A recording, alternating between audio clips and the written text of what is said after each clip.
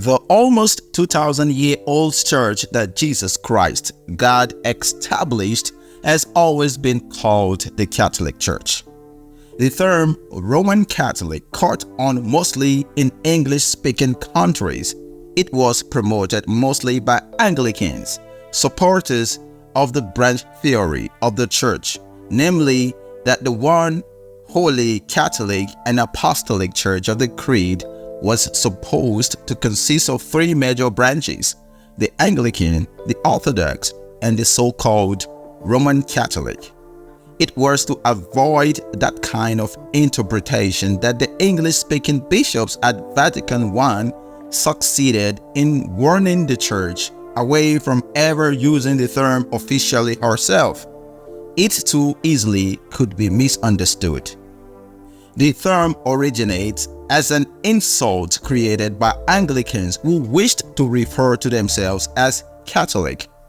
They thus coined the term Roman Catholic to distinguish those in union with Roman from themselves and to create a sense in which they could refer to themselves as Catholics by attempting to deprive actual Catholics to the right of the term.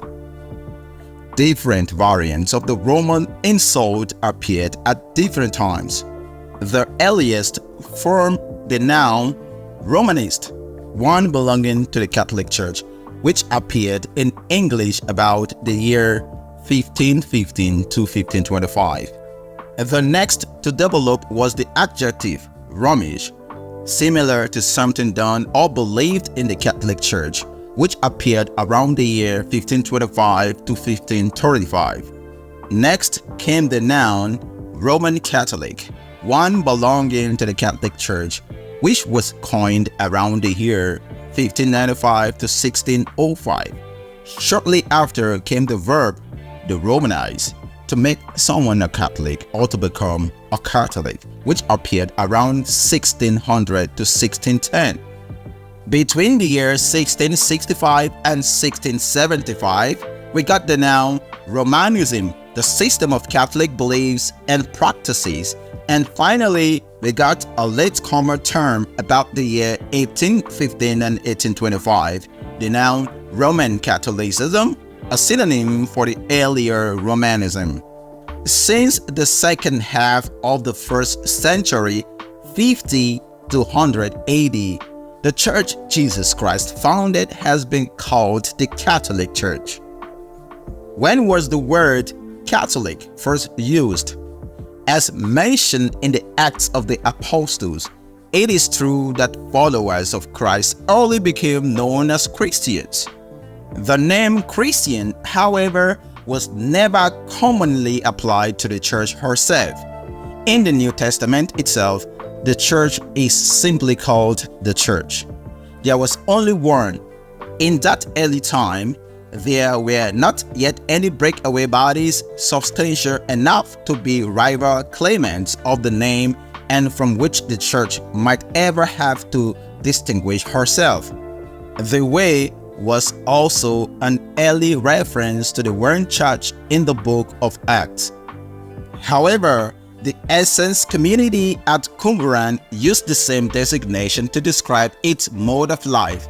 Very early in post-apostolic times, however, the church did not acquire a proper name, and precisely in order to distinguish herself from rival bodies like the Essence community at Qumran, which by then were already beginning to form.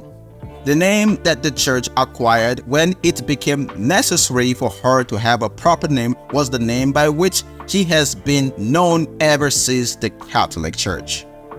Since the second half of the first century, 50 to 100 AD, the Church Jesus Christ founded has been called the Catholic Church.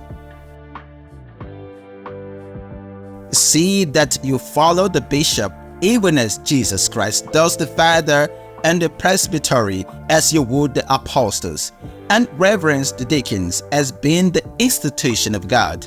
Let no man do anything connected with the church without the bishop. Let that be deemed a proper Eucharist, which is administered either by the bishop or by one to whom he has entrusted it. Wherever the bishop shall appear, there let the multitude of the people also be, even as wherever Jesus Christ is, there is the Catholic Church. We see from this short text that by the end of the 1st century, the following has already been well established. There are bishops, priests, deacons, and especially the term Eucharist and the formal name of the church. Ignatius uses this formal name of the church our Lord Jesus Christ established in 33 AD as if it is already widely known. God bless you.